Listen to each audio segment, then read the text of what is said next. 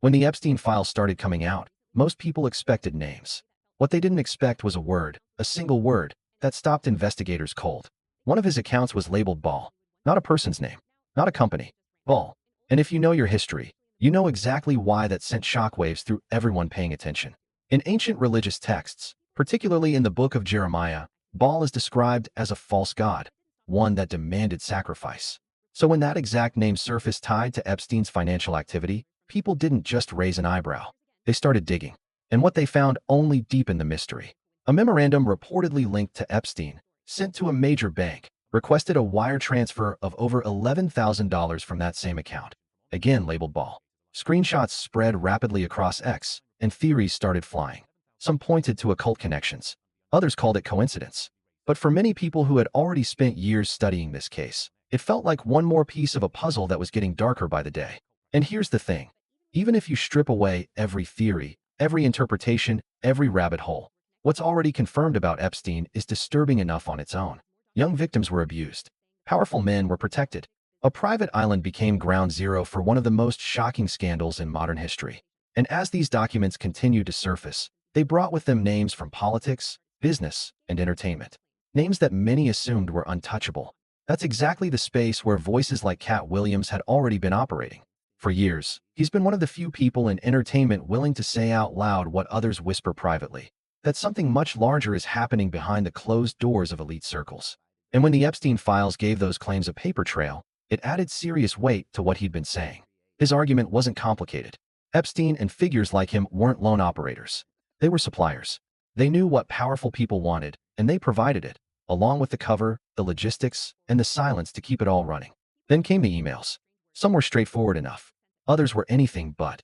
Certain phrases kept appearing in ways that felt off. Pizza, cheese, beef jerky. On the surface, they read like normal correspondence. But the level of specificity in some of these exchanges was hard to ignore. Detailed discussions about transporting items, storing things in freezers, sending packages to labs, walking things over to specific people. Readers started noticing a pattern, not necessarily proof of anything, but a consistency that made people uncomfortable enough to keep reading. Names connected to Epstein began drawing scrutiny for seemingly unrelated social media posts that, in hindsight, struck many as strange. Chrissy Teigen became one of the more discussed examples. Old tweets resurfaced, jokes about pizza, comments about children, references to things that, taken individually, might seem like nothing. But in the context of the Epstein files spreading across the internet, people began treating them as part of a larger pattern. Whether those connections are valid is something reasonable people still disagree about. What's not in dispute is that the scrutiny was intense, and it wasn't going away. What investigators like Whitney Webb have argued for years is that the public tends to focus on the wrong thing. The documents, the flight logs, the black books, those matter. But the real architecture of Epstein's operation, she argues, was the network surrounding him. His backers, his handlers, the people who made sure he kept operating long after he should have been stopped. Webb has also pointed to figures like Elon Musk, not as an Epstein accomplice, but as an example of how power works. Musk is simultaneously a brand, a businessman, and a military and intelligence contractor. And Webb's argument is simple.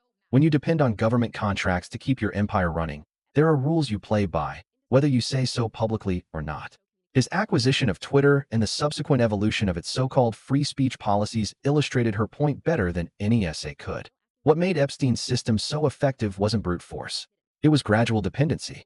Victims have described being pulled in slowly, first with financial help, then with housing, then with connections and opportunities. It felt like support. Over time, it became control. Once someone was inside that system, leaving wasn't just difficult emotionally. It was practically complicated. The power imbalance was engineered that way. Rena Vo was one of those people. A young aspiring artist in the year 2000, she was introduced to Epstein with promises of support for her career. He paid her tuition. He gave her an apartment in New York. And he told her, plainly, that he expected nothing in return. She believed him. She had no reason not to. But by the time she traveled with him to Palm Beach and saw the inner workings of how he actually lived, she understood the truth. And what she said next is what separates her account from so many others. Epstein told her directly, not through implication, but through explicit disclosure, that he traveled to foreign countries specifically to commit crimes against children. Unnamed girls. Children from places where no one would look for them. Then there's the Steve Bannon interview, a piece of footage that was likely intended to soften Epstein's image, but instead revealed something far more telling. In it, Epstein doesn't present himself as a man who made mistakes. He presents himself as someone who understood the system better than the people running it. When Bannon presses him on whether his money is dirty, Epstein deflects with philosophical maneuvering, pointing to vaccines he funded in Pakistan and India, arguing that the recipients wouldn't care where the money came from. When Bannon calls him a Tier 1 predator, Epstein corrects him, says he's Tier 1 but the lowest level. Then, when asked directly whether he thinks he's the devil himself, he pauses. He doesn't say no. He says he has a good mirror. That answer alone tells you everything you need to know about how this man saw himself. One of the more explosive claims to emerge recently involves Melania Trump. The allegation, pushed publicly by Hunter Biden and sourced, he says, to Trump biographer Michael Wolff, is that Jeffrey Epstein introduced Melania to Donald Trump. Melania's legal team moved quickly, reportedly threatening a lawsuit seeking up to $1 billion in damages. Hunter Biden's response, delivered with a smirk in a subsequent interview, was that he wasn't apologizing. The lawsuit never materialized. And then, in an unusual move, Melania herself released a statement, rare for a first lady on a topic this charged. She denied any meaningful relationship with Epstein. She denied being on his planes. She denied visiting his island. She acknowledged a single casual email exchange with Ghislaine Maxwell, calling it nothing more than polite correspondence, despite having signed it with "Love, Melania." Her statement was notable not just for what it said, but for what it reopened. By addressing the story publicly from the White House, she breathed new life into reporting that had already begun fading from headlines. Critics immediately asked, if the claim was entirely false, why not let the lawsuit proceed?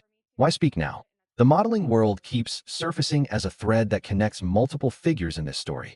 Researchers and journalists have pointed to overlapping social circles: Epstein, modeling agencies, Eastern European talent pipelines, visa arrangements that kept young women financially and legally dependent on the people who brought them over. The person credited with launching Melania's modeling career had ongoing documented contact with Epstein even after his 2006 indictment.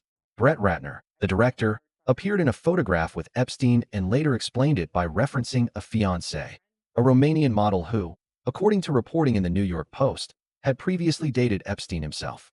That same woman's career connections traced back to an elite model management competition that accepted contestants as young as 14, founded by individuals with documented ties to both Trump and Epstein. The web is dense, and it keeps doubling back on itself. Joe Rogan put it plainly. Epstein wasn't a unique figure.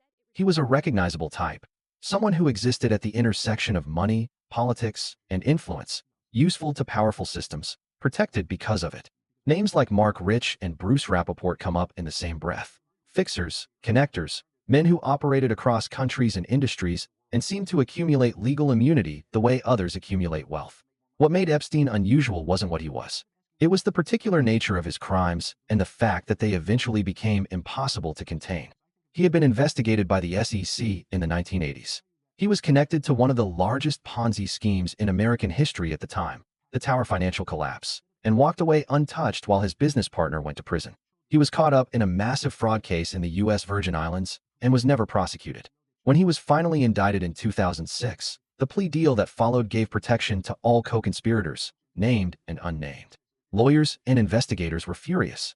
The deal was structured, it seemed to many, not to bring accountability but to limit it, to close certain doors before a full trial could open them. Which brings everything back to the same question that has followed this story from the beginning.